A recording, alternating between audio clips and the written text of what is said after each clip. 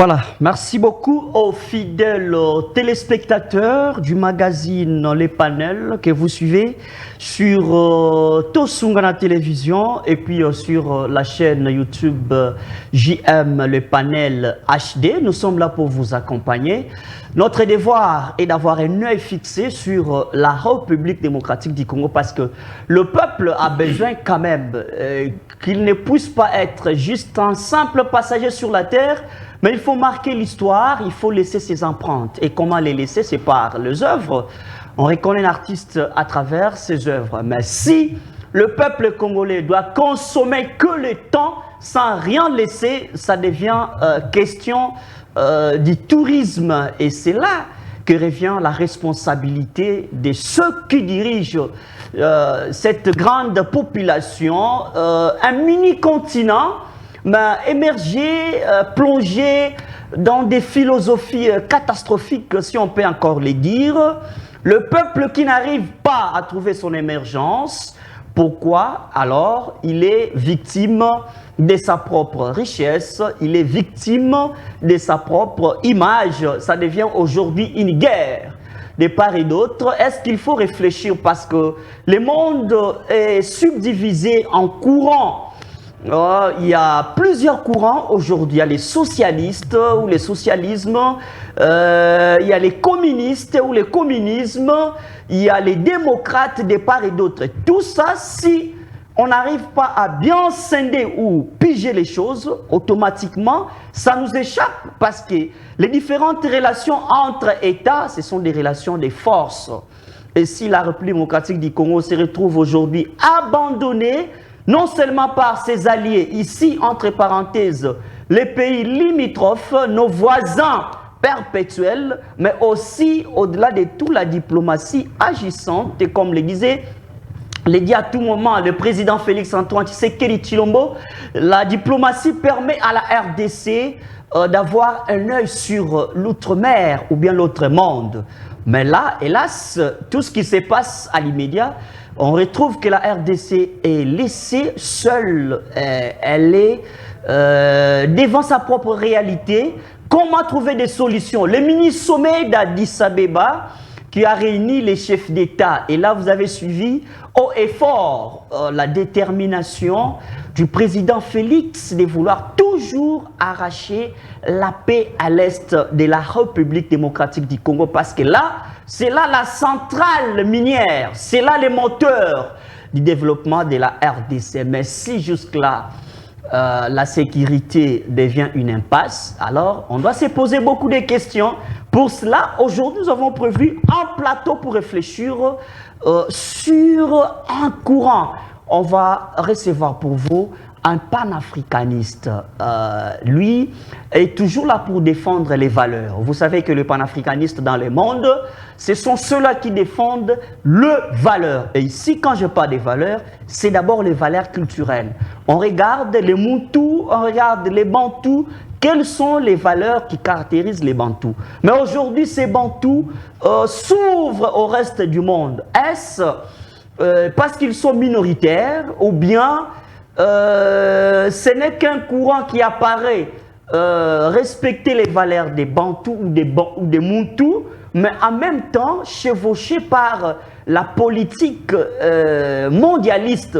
Ce sont des questions qu'on va se poser, non seulement on va tabler sur la question de la sécurité, mais aussi on doit savoir, parce que là, vous avez suivi les 18, la RDC a célébré les 18 ans d'existence de la Constitution, alors que certains débats pensent attribuer la paternité de cette Constitution à un individu, parce que certainement ce sont les individus qui ont mis leurs mains pour réfléchir et puis tracer une Bible qui va conduire la RDC. Mais apparemment, c'est un tapis tissé à l'absence, hors la vision du peuple congolais. Est-ce qu'il faut, tel que les disent certains hommes pensants qui réfléchissent et qui voient qu'en sorte qu'il faut modifier cette constitution? Ce sont les quelques questions d'orientation du débat du jour. Nous avons reçu pour vous M. Patrick Musinga, expert en questions sécuritaires et Défense, président de l'ONG Vovig. Si j'ai peut-être massacré, il pourra prendre la parole pour nous corriger. Qui accompagne les victimes des guerres en RDC. On suppose qu'il est expert avec toutes les réalités qui se présentent à l'est de la République démocratique du Congo. Il est chercheur indépendant en stratégie en Afrique. Bloc, pour finir, il est refondateur du mouvement panafricaniste. Il a aussi sillonné le monde.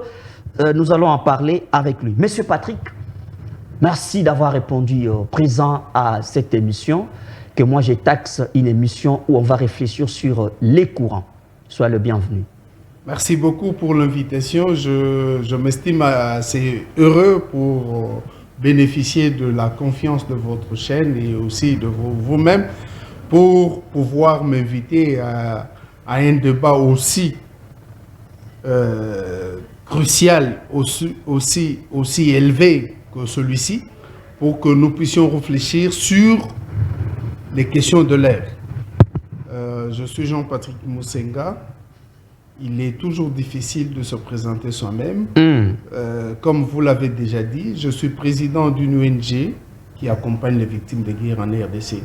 Je suis le refondateur du mouvement panafricaniste. Très bien, merci beaucoup.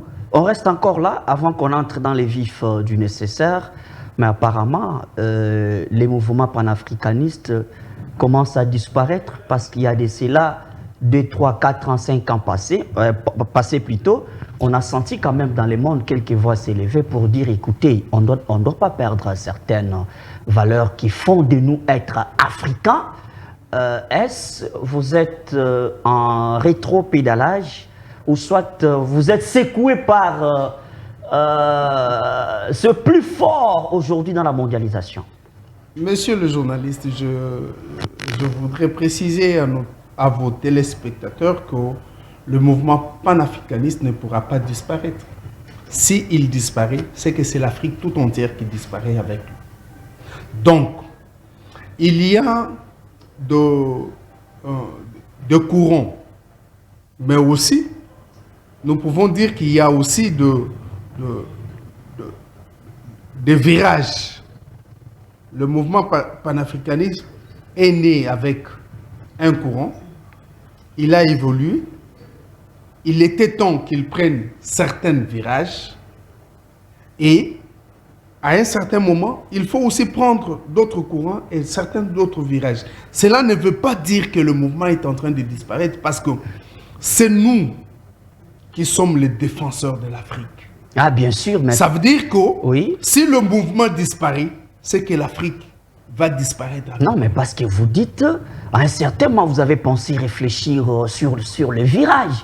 Ça signifie que quand même, vous avez perdu quelques signaux laissés par vos pères. Non, non, non, non, non. Ce n'est pas On vous accuse d'être en termes de perte à certaines puissances mondiales aujourd'hui. Continuez. Monsieur le journaliste, ce n'est pas en termes de perte, mais c'est aussi en termes, c'est surtout en termes d'évolution. Vous savez, l'Afrique est une société. Et toute société est appelée à évoluer. Ce qui est différent des sciences dites exactes, qui sont statiques. La société, la science sociale est dynamique.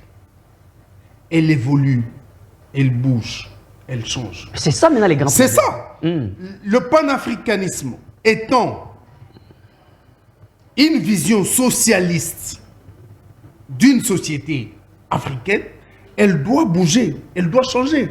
Ce n'est pas parce que lorsque nous changeons que les gens disent que nous sommes en perte de vitesse. Non, non. Mais on vous accuse d'être en relation avec certaines puissances internationales. Justement. C'est là votre diminution. C'est là le mystère commence à disparaître à partir de vos différentes liaisons avec certaines puissances. Vous savez, en sciences sociales, on dit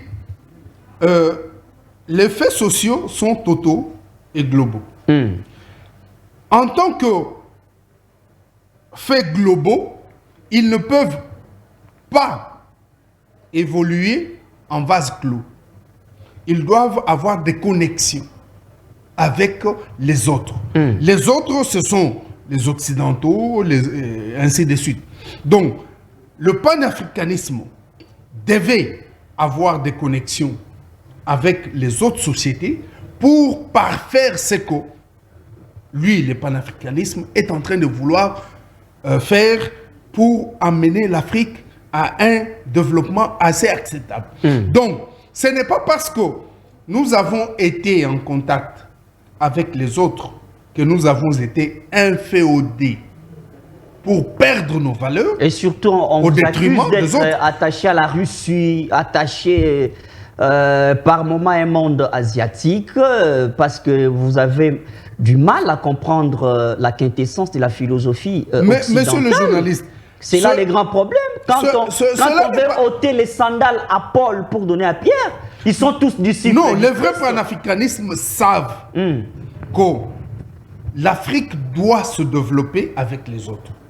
Mais, même si nous devons nous développer avec les autres, nous devons avoir des leaders qui soient africains. Il n'y a pas des Occidentaux qui doivent venir développer l'Afrique, encore moins la Russie, la Chine. Nous devons aller aux prises avec eux pour arriver à nous développer. Pour cela, je ne sais pas, les pays de l'OTAN qui sont dans G7 ont échoué avec les attentes que les Africains avaient par rapport à eux.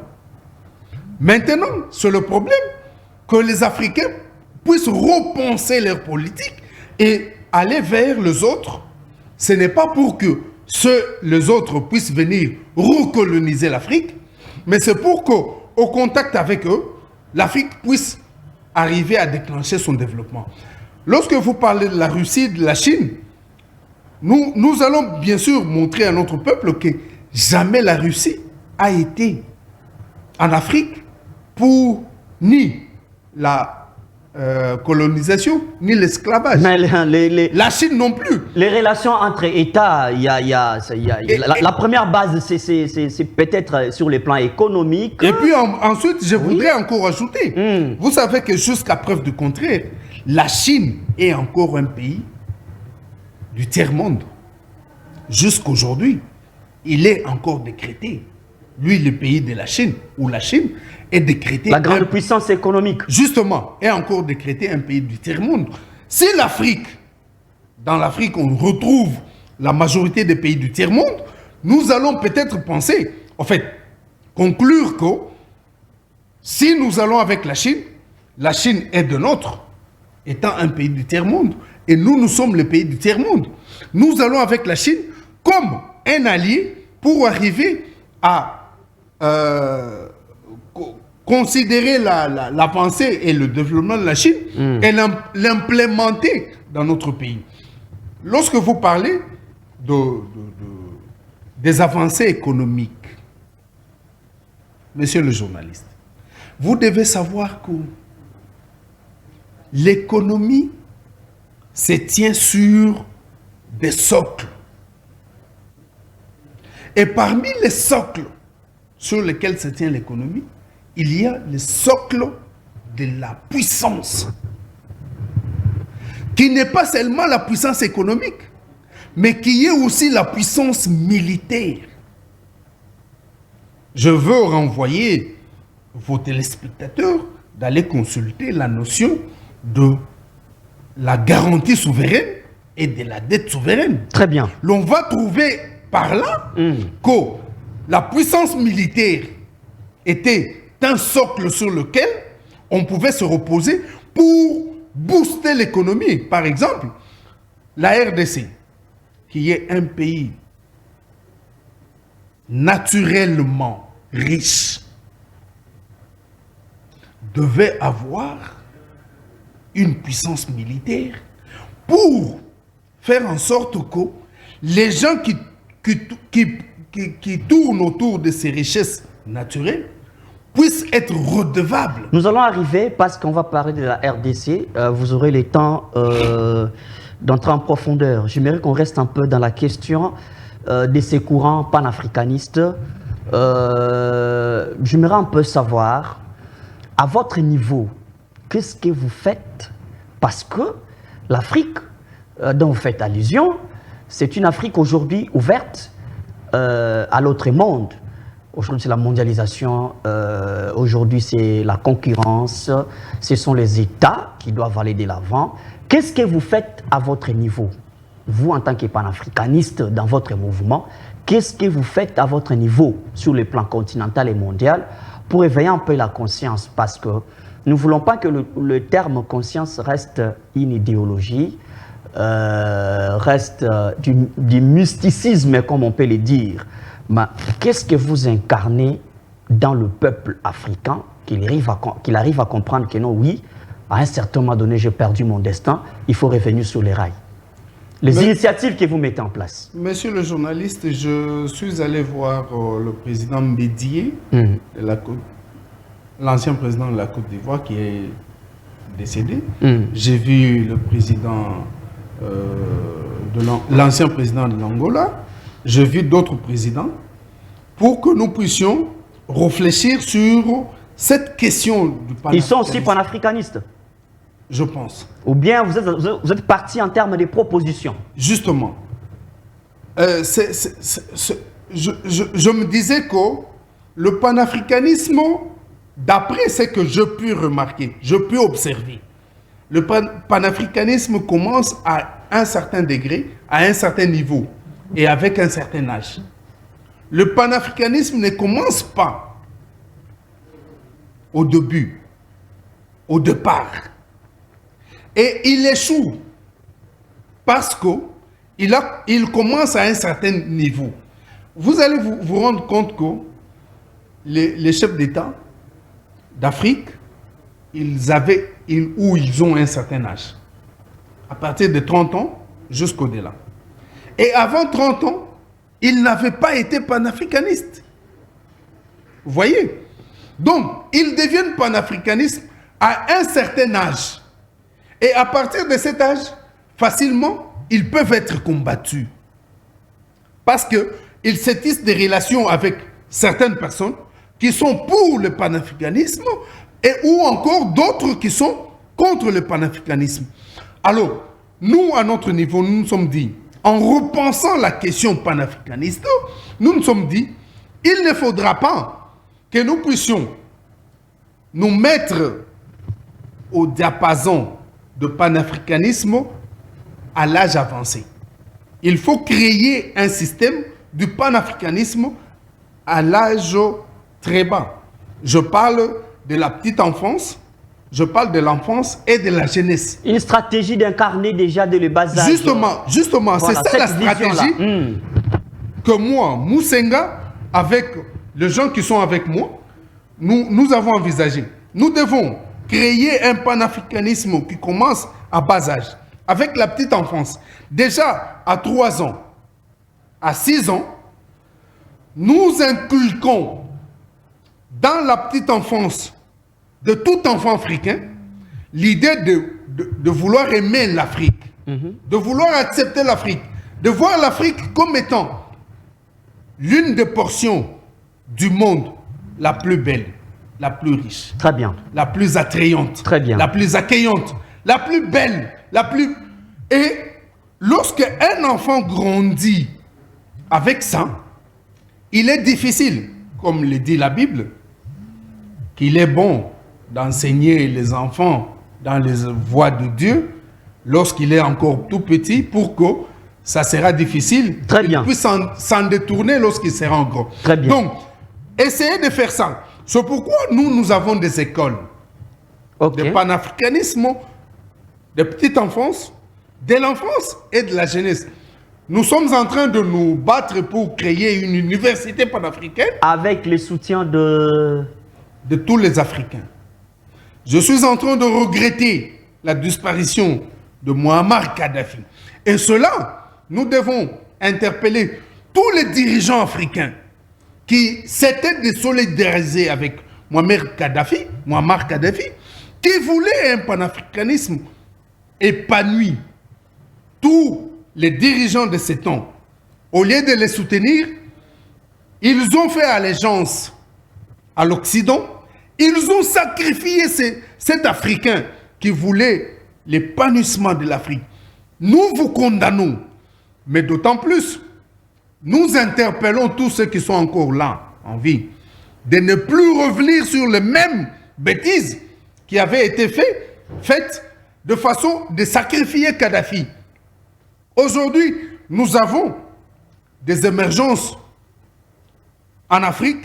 Il s'agit de Félix Antoine Tshisekedi qui s'élève, qui peut dire non fermement aux Occidentaux. C'est là votre faiblesse. Il y a également quand vous commencez à vous attaquer, Ibrahim Traoré.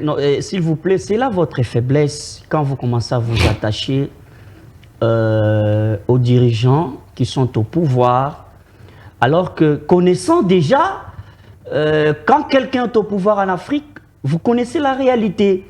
Monsieur le journaliste, est-ce que vous pensez que quelqu'un qui peut être démocrate, mais a un esprit ou à façade panafricaniste, peut tenir le coup d'aller au-delà, alors que le monde est dominé par les multinationales qui savent comment est-ce que les histoires se passent, les démocrates, les communistes, de part et d'autre. Vous avez l'État. Monsieur le journaliste, lorsque vous parlez de multinationales, l'Afrique ne peut pas créer des multinationales africaines. Mais bon sang, je ne comprends pas. L'Afrique est aussi capable de créer des multinationales africaines. On ne parle pas seulement de multinationales occidentales. Mais oui, mais nous devons arriver. On parle des multinationales occidentales parce qu'ils ont investi dans le capital humain. C'est en cela que nous autres panafricanistes, nous venons pour donner un autre virage au panafricanisme.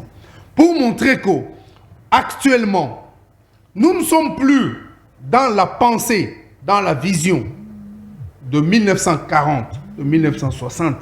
Nous sommes maintenant dans une autre pensée, que nous pouvons amener le panafricanisme au virage dans le sens à pouvoir doter de l'Afrique de multinationales. Très bien. Qui peuvent aussi influencer dans le milieu occidental. Merci. Moi, je ne suis pas, en tant que panafricaniste, je ne suis pas inféodé aux dirigeants qui dirigent l'Afrique. Non. Moi, je voudrais garder mon indépendance d'esprit. Je devrais garder ma lutte pour l'Afrique. Et l'Afrique qui gagne. Cette Afrique qui gagne, ce n'est pas une Afrique qui a des guerres. Que ce ne soit pas un combat. Ce n'est pas une Afrique où l'on oppose les dirigeants. Parce que 40, qu'est-ce que je dis, la Première Guerre mondiale, 14-18, c'était l'Europe. 40-45, c'était l'Europe. On opposait les dirigeants européens. Et après, lorsque Konrad Adenauer a compris, il s'est allié aux Français et ils ont créé l'Union européenne. C'était de vrais ennemis, l'Allemagne et la France. Aujourd'hui, je ne soutiens pas l'Afrique où les leaders sont en train d'être opposés. Opposés pour la cause de l'Occident et non pour la cause de l'Afrique. Ça, je ne suis pas d'accord. Très bien. Je ne soutiens pas nous entrons tous ceux qui sont des leaders africains qui s'opposent pour la cause de l'Occident. Par exemple, actuellement, vous allez me dire, le Rwanda gagne quoi en s'opposant à la RDC pour le Rwandais? Rien pratiquement. Parce que tout ce que le Rwanda il y a la stabilité financière. Il n'y a pas de stabilité financière au Rwanda. Est-ce que vous êtes allé à Rubavu? La puissance militaire. Le Rwanda n'est pas puissant. Les grands pays de transit de tous les minéraux. Les puissances militaires en Afrique, on ne cite pas le Rwanda. Est-ce que vous êtes allé à Rubavu? Est-ce que vous êtes allé à l'est du Rwanda pour voir ce qui se passe? La population est en train de souffrir. Le dirigeant rwandais est sous-traité par l'Occident. Ça, ce n'est pas un panafricanisme. Si ça pouvait être que le Rwanda assiège le Congo pour le développement du Rwanda, on pouvait relativiser. Pas comprendre, relativiser. Mais le Rwanda est en train d'assiéger le Congo pour que l'Occident puisse gagner. Ça, ce n'est pas un panafricanisme. Très bien. Nous Tous les dirigeants africains qui ne se battent pas pour l'Afrique, nous les désavouons. Nous ne sommes pas d'accord avec eux. Très bien. Merci beaucoup. Parce que là, déjà, vous avez entamé la thématique sur la sécurité à l'est de ces pays, qui est une question qui devient de plus en plus cruciale. Et par moments, on se pose des questions. À quoi servent toutes ces organisations d'appui à la démocratie qui travaillent au profit de l'Africain? On peut citer l'Union africaine, on peut citer la SADC, on peut citer l'EAC, on peut citer toutes ces différentes organisations aujourd'hui en Afrique. Est-ce que vous pensez qu'il faut un retour à la dictature pour sauver les Congos? Monsieur le journaliste, le système de gestion qui est opposé à la démocratie n'est pas seulement la dictature. Non. Ça, sont l'intox que l'Occident a amené en Afrique pour dire que tout ce qui n'est pas avec la démocratie est la dictature. Moi, je ne voudrais pas aller dans ces débats. Pour voir. Vous savez que l'Union africaine, cette structure-là de l'Union africaine, ce n'est pas une structure africaine. C'est une structure occidentale. Ça n'a jamais été africaine. Pour les Africains, mais contre les Africains. Monsieur le journaliste, l'Union africaine en tant que structure n'a jamais été africaine. Les Africains voulaient créer une structure qu'on appelait les États-Unis d'Afrique. Avec les Modibo, les Senghor, ils ont disparu et puis tout ça. Les combats ont disparu. Ils avaient imaginé une structure pour rassembler tous les Africains. L'Occident a vu un danger en cela et les a proposés. L'Union africaine. L'Union africaine n'a jamais été une structure africaine. Très bien. Et ça n'a jamais roulé pour le panafricanisme. Pour preuve, tous les panafricanistes ont été tués par cette structure. Je commence par le nôtre. Patrice Emery Lumumba. Ce sont les panafricanistes. Qu'est-ce que je dis? C'est l'Union africaine, avec le Ghana et les autres, mêlés à l'Union, ce que vous appelez les Nations Unies, qui nous ont assassiné Patrice Emery Lumumba. Donc, nous ne devons pas faire confiance à cette structure qui siège là à Addis Abeba. On ne doit pas faire confiance à cela. Nous, Africains, nous devrions repenser l'idée de Kadhafi, l'idée du roi Mohamed VI, mais l'idée de Patrice Emery Lumumba, de Sankara, très bien, de Modibo et des autres, on doit évoluer pour que nous puissions être ensemble, voir en sorte qu'aucune nation ne puisse attaquer une autre nation africaine. Merci. Et nous puissions nous développer ensemble. Et pour cela, c'est la RDC qui reste le pivot du développement de l'Afrique. Merci. Et pour cela, parce que vous parlez de la RDC, que dites-vous de ceux-là qui accusent la RDC d'avoir des problèmes internes et puis trouver les boucs émissaires ailleurs? Mais que vous si la solidarité, parce que vous êtes panafricaniste, les Bantous sont caractérisés par la solidarité. Si cette solidarité n'existe plus, comment est-ce qu'à l'interne, déjà il y a une faiblesse et vous pensez avoir des solutions ailleurs?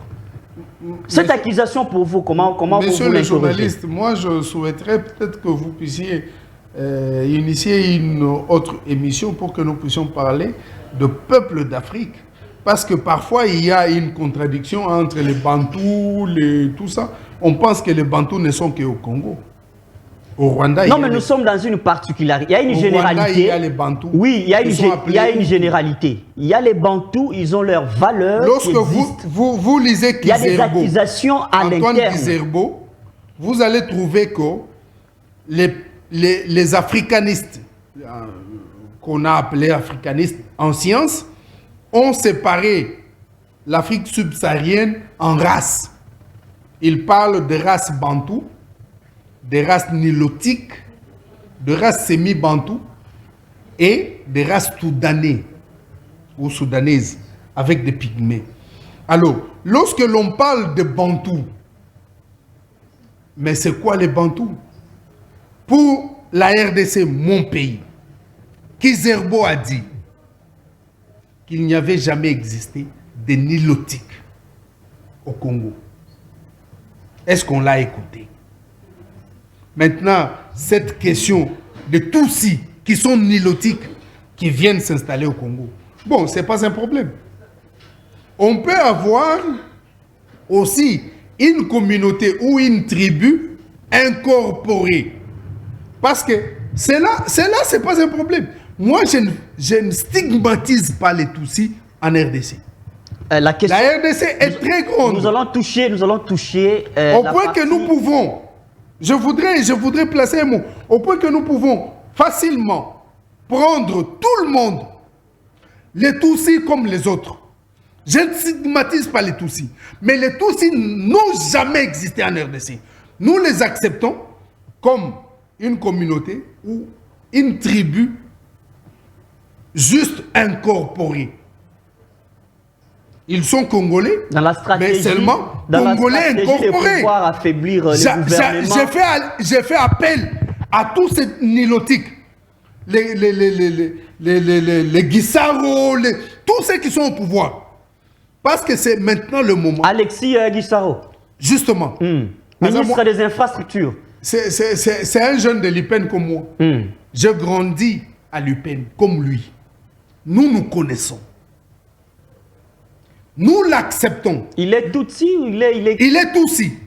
Nous l'acceptons, lui avec ses frères, comme étant une communauté incorporée. Pas une communauté d'origine. C'est une communauté incorporée au Congo. Ils sont congolais. Mais ils ont trouvé la lune et puis ils sont congolais comme tous les autres.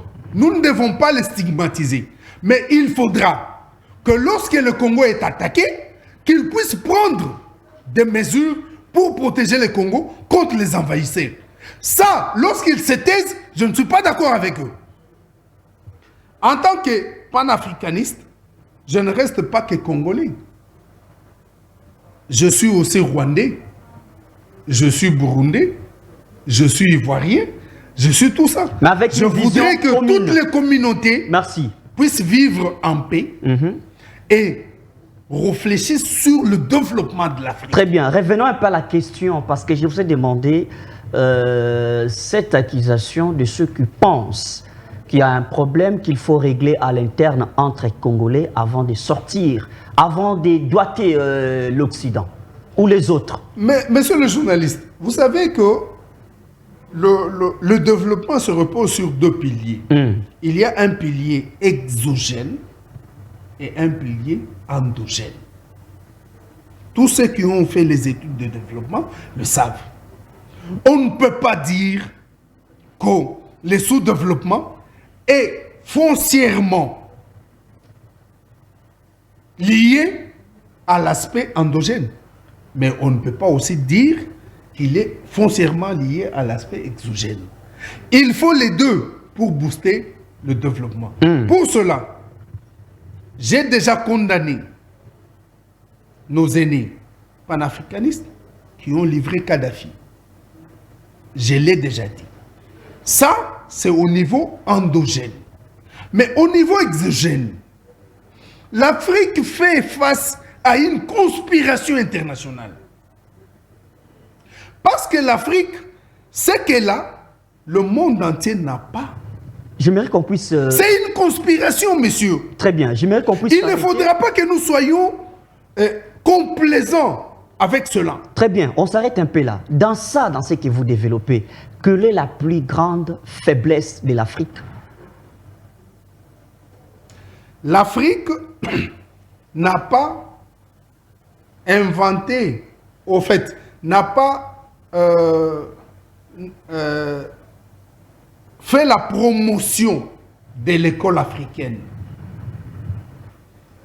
Vous savez, l'école n'est pas une invention occidentale. Les écoles ont toujours existé. Mais si les Africains n'ont pas eu le temps d'investir dans le capital humain, en quoi bon d'aller dans un combat qui semble être déjà flou parce que vous n'avez pas assez d'armes pour combattre une vision qui s'étend aujourd'hui, une vision qui domine le monde? Je parle de la promotion de l'école africaine. Mais c'est ça, la promotion de l'école. S'il vous plaît, monsieur le journaliste. Vous entendez? Oui. Vous pouvez me dire dans quelle école Lumumba a été? Les gens vont vous dire qu'il n'a pas étudié. Ça, c'est au cliché occidental. Mais Lumumba était dans des écoles africaines qui font de lui, ou qui ont fait de lui, l'homme le plus grand, le plus intelligent de la planète. Pas de l'Afrique, de la planète.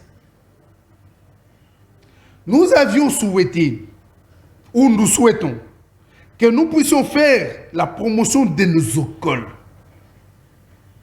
L'école, ce n'est pas seulement se retrouver dans une salle de classe avec un tableau blanc ou bleu ou noir, avec un monsieur qui écrit, tout ça. Non. L'école, c'est la transmission du savoir. L'Afrique a ses écoles. Mais que nous sommes en train de bypasser pour que nous puissions embrasser les écoles occidentales. Ça, c'est le plus grand péché que l'Africain commet. Ok. Et pour ça, moi, je souhaite, vous avez été universitaire, vous avez fréquenté l'université, mais vous pouvez me dire, le programme que vous avez appris date de quelle année? Mais c'est ça les grands problèmes. Moi, je reviens que sur vous voyez, ces grands dossiers du capital humain. Moi, on n'a pas eu le temps de former les hommes capables de changer. L'Afrique forme. Mais l'Afrique forme. Ceux qui possédaient les savoirs ne sont plus. Monsieur le journaliste, l'Afrique forme. Vous qui avez pris les histoires en mer, apparemment vous êtes. L'Afrique est en train de former pour l'occidental. Ou pour l'Occident. L'Afrique ne forme pas pour l'Africain. C'est ça le mal. Je veux vous dire, bon, je ne vous pose, c'est vous qui avez le droit de poser des questions. Nous sommes un pays aux minéraux scandaleux. Dans nos plus grandes universités, est-ce que nous avons une université de mines? Vous allez sillonner toutes nos universités. Nous n'avons pas une université de mines. C'est vrai, à peine nous avons la géologie, nous avons la géographie, nous avons pétrole et gaz, nous avons Polytechnique. Mais nous n'avons pas une université de mines. Mais allez au Maroc, où il n'y a pas de mines comme chez nous, ils ont une faculté de mines. Vous voyez? Ça, c'est comme l'ouvrage que j'ai lu, l'université trahie. Il y a des penseurs congolais qui, depuis 30 ans, avaient déjà commencé à réfléchir sur ça. Mais ce sont les pesanteurs occidentaux qui font que nous ne puissions pas transcender les dimensions des dirigeants politiques pour matérialiser ce que nous avons besoin. S'il faut à tout moment voir les côtés noirs de l'Occident, à votre niveau, qu'est-ce qu'il faut faire pour décanter la situation? Là, j'aimerais directement vous renvoyer à ces assises qu'il y a eu à Addis Abeba, où vous avez vu, nous en développons plutôt déjà, vous avez vu le président de la République, Félix Antoine, tenir la main haute en disant qu'il peut dialoguer qu'avec les gouvernements rwandais, pas avec les M23. La question reste jusque-là volatilisée parce qu'apparemment, pas de résolution. Kagame, sous pression, entre parenthèses, des États-Unis, autrefois accusé par la RDC, il y a eu des marches de part et d'autre ici, les États-Unis accusés par les Congo, en même temps les États-Unis qui changent de face, nous sommes du côté de la RDC, il faut voir, il faut. J'aimerais savoir à votre niveau, qu'est-ce qu'on peut réellement mettre comme stratégie en place pour déboulonner les systèmes, comme le disait le président Félix? Vous savez, monsieur le journaliste, je respecte votre chaîne. C'est l'une des chaînes ou l'une des émissions les plus élitistes de notre pays. Mais il faudra quand même que nous puissions aussi libérer la parole.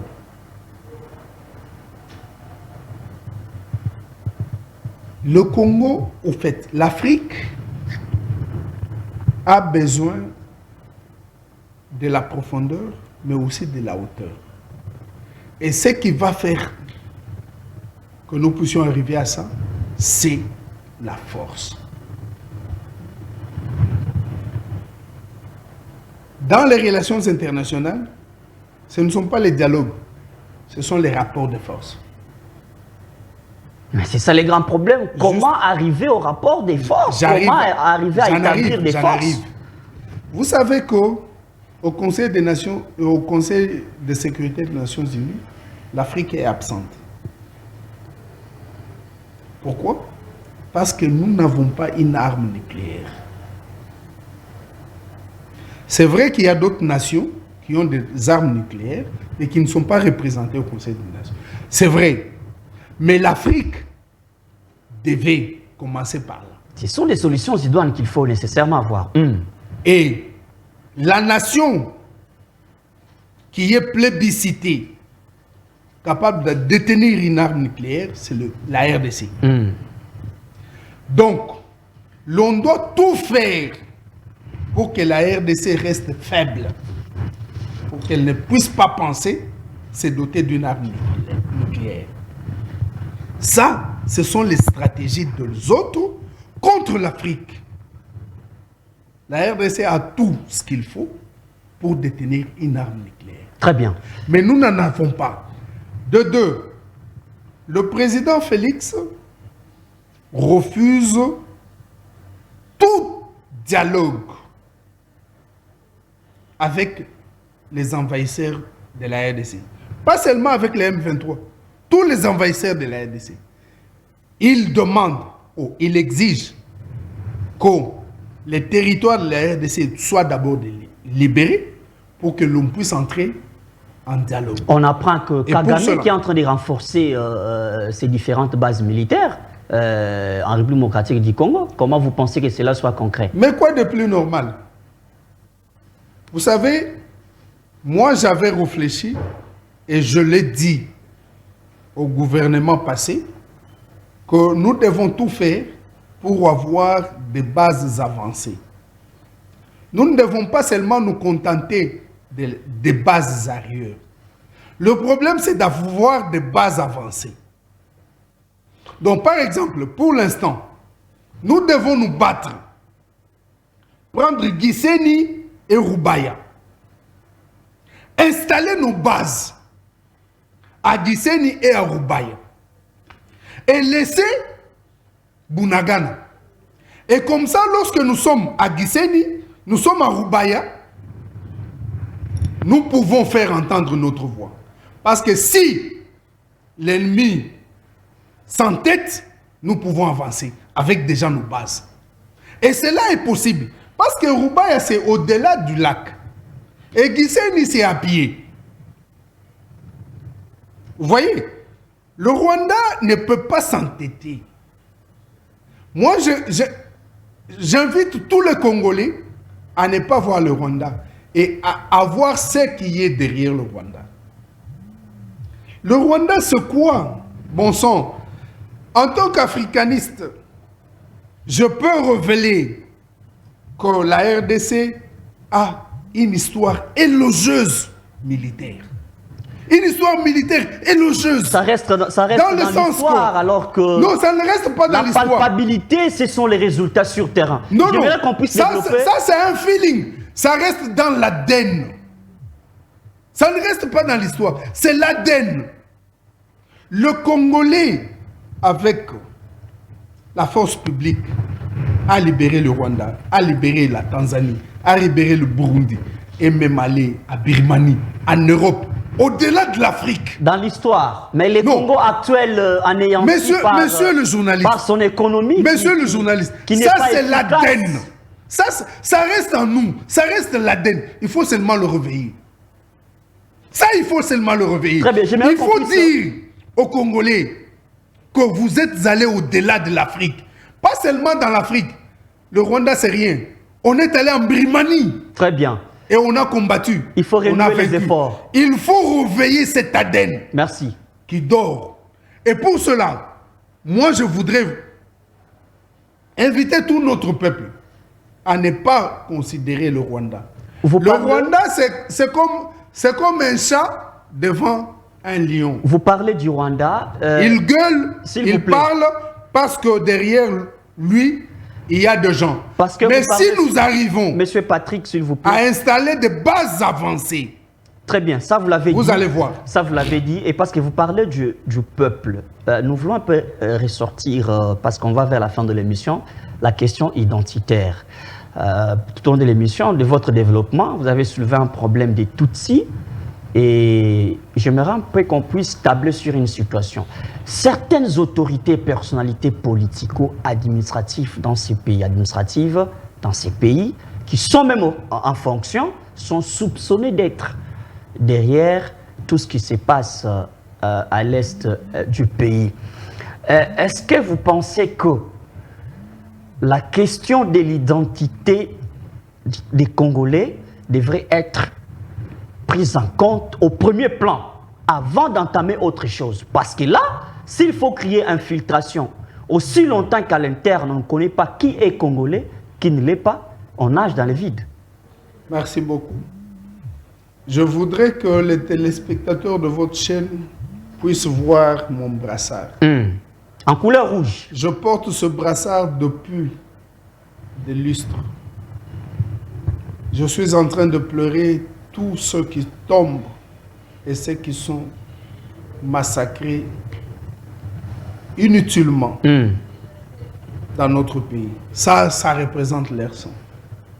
Parler de l'identité, vous savez, lorsque vous allez aux États-Unis, par diviloterie ou par... Les États-Unis vous reçoivent comme citoyen américain. Mais vous venez du Congo, vous venez d'Afghanistan, vous venez de tout ça, même des pays ennemis aux États-Unis. Pourquoi? Ils ont su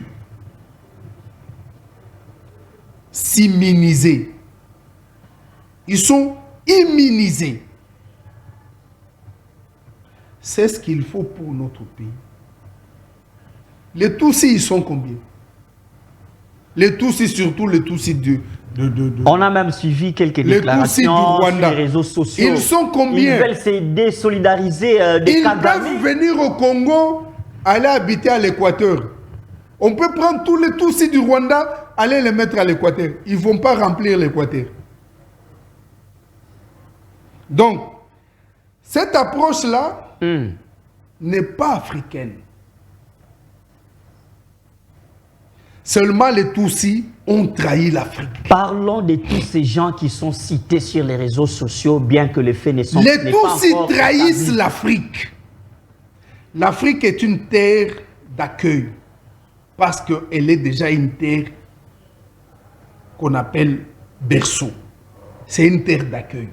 Les Tutsis, je m'adresse à eux. Vous trahissez l'Afrique. Vous n'êtes pas digne d'être africain. Apparemment, vous n'avez que cité Alexis Gisaro. À part lui. Je parle de tous les Tutsis. Et surtout les Tutsis du Rwanda. vous n'êtes pas digne d'être africain.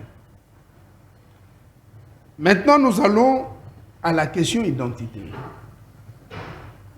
C'est vrai. Vous terminez par là parce qu'on a fini l'émission. Tout Africain doit être identifié. Les Congolais, nous parlons du Congolais Tout d'abord. Africain doit être identifié. Du Congolais parce que c'est ça les problèmes. Nous venons en Afrique, nous parlons de la RDC. Tout Congolais doit être identifié. Très bien. Nous devons savoir, tu es Congolais d'où? Si tu es Congolais qui n'a pas eu de tribus comme les Tutsis, parce que nous sommes la tribu que vous réfutez, que vous refusez, c'est la tribu Tutsi. Je ne refuse pas. Ils sont le nôtre. Ils doivent se comporter comme Congolais. Très bien. Je ne les refuse pas. On a fini l'émission. Venez chez nous. Venez au Congo. Il y a de la place au Congo. Mais seulement, au mandat passé, seulement vous devez vous comporter comme Africains et comme Congolais. Ils n'ont jamais été identifiés, ces collègues-là, députés. Avant de finir, je voudrais dire quelque chose. Vous savez, il y a eu des Japonais qui vivaient aux États-Unis, qui avaient acquis la nationalité américaine. Pendant la guerre, les États-Unis contre le Japon, ces Japonais étaient indexés. Ils ont levé une opinion pour dire nous sommes Américains, nous les resterons. Ils se sont constitués une unité et ils sont allés combattre contre les Japonais. Merci beaucoup. Et c'est là que je demande aux Tutsis qui s'appellent Congolais. Et je voudrais que par là, nous puissions reconsidérer le combat de Félix Antoine Tshisekedi. Pas pour l'individu Félix, il va passer. Mais pour le Congo, il dit, je ne dialogue pas. Merci. C'est cela que tout le monde fait.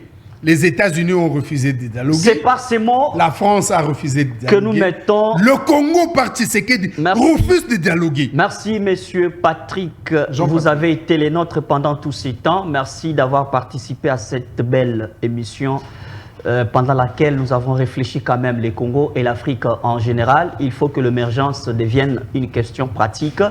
Merci à tout le monde. Suivez la rediffusion à 22 h. Voilà, peut-être on pourra demander que cette émission soit encore rediffusée une autre fois parce que ça fait partie des grandes thématiques, des grandes réflexions de ces pays. Quant à moi, je vous dis, vous suivrez aussi cette émission sur la chaîne YouTube JM Le Panel HD. Ici, nous parlons réflexion. Boebi par moment, tant que makambu lokola ndombolo, lokola nini, tozui rumba, oui, et komi na makambu nyonso, nderba komi komoni la kabiso. Par moment, soyons un peu discrets. Toi, sous la discrétion, on a perdu nos valeurs. On a perdu nos valeurs. Même les expatriés, au Banambo Cannabis, comme on a Congolais qui ne trahir mon Congolais parce que nous allons les boum. Moi, je vous dis, on va se retrouver la semaine. Merci beaucoup.